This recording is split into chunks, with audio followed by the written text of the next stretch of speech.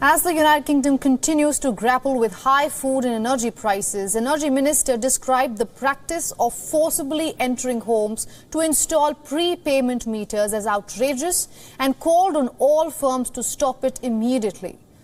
According to a report by The Times, contractors working for British Gas sent debt collectors to break into homes and force-fit meters. This is mainly for customers who are behind their bills or the vulnerable people in the United Kingdom. Energy Minister Grant Shapps' remarks came after British Gas said that it would suspend the forced installation of the meters. The Times report even identified some of the customers as extremely vulnerable. This includes a single father with 3 young children and a mother with a 4-week-old baby. Energy regulator Ofgem has also announced that it will investigate the findings, as it called the report extremely serious. In its website, Ofgem says that the suppliers cannot fit meters under warrant for people in very vulnerable situations. Now, according to spokesperson of Prime Minister Rishi Sunak, the revelations in report is deeply shocking and concerning. This comes amid when energy firms in the United Kingdom are hitting record profits, mostly driven by the soaring oil and gas prices, which went up after Russia's invasion of Ukraine. UK is also battling a cost of living crisis as soaring energy prices push inflation to decades-high rates of over 10%.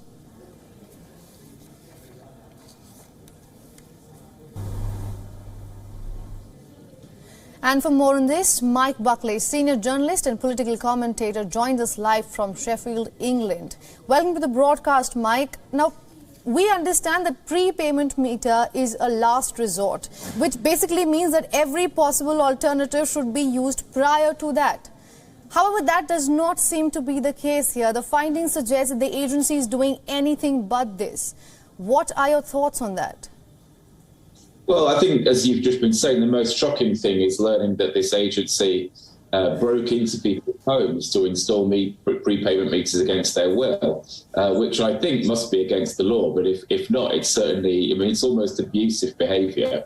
And British Gas, the company that employed this company, the second company, has apologised, but nonetheless, it still happened. And I think, steps need to be made to ensure that this never happens again. But it is the case that some people prefer to be on prepay meters, and it's the case that some people can't handle the, maybe the complexity or the commitment of direct debit. So I think they will always remain a feature of the way that bills are paid for. But clearly, things have been handled very, very badly. And the broader context, again, as you were just saying, is the fact that energy companies like Shell, like British Gas, like EDF, have been raking in, excessive profits, record profits in some cases, in the billions of pounds, while people at the bottom of the pile are getting into real problem. And that's the responsibility of government. It's the responsibility of government to tax those companies and then give that money to people who are struggling to pay their bills. Absolutely. And, this revelation about British Gas has come at a crucial time as well. UK is facing a cost of living crisis hardly seen before. We hear Rishi Sunak's promising economic packages, but, on the ground, is it reaching the people who need it the most?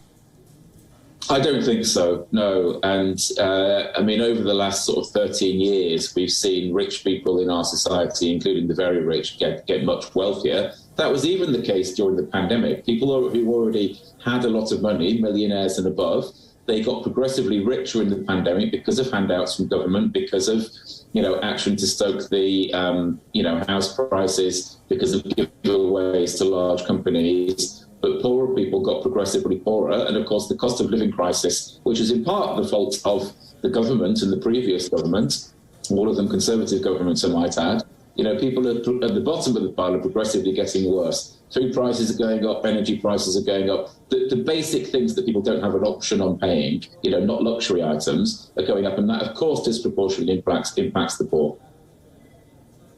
Absolutely. Thank you, Mike Buckley, joining us on this live broadcast. Thank you for all your insights. Thank you.